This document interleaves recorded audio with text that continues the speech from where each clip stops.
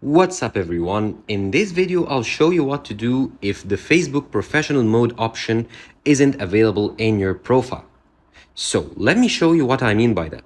First, let's go to my profile by tapping on my personal photo in the bottom right corner here and hitting my name here.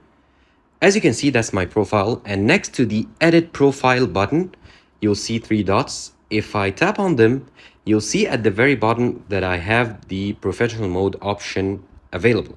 It says turn on professional mode, and that's because I have my profile unlocked. As you can see here, the fifth option is lock profile, so my profile is currently unlocked so anyone can view it.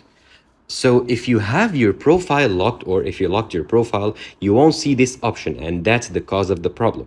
So to have this option back, you simply have to unlock your profile, and then you'll see the option to turn on professional mode in your Facebook. Thank you for watching this video. Subscribe to Online Success and click on the video on the screen for more help.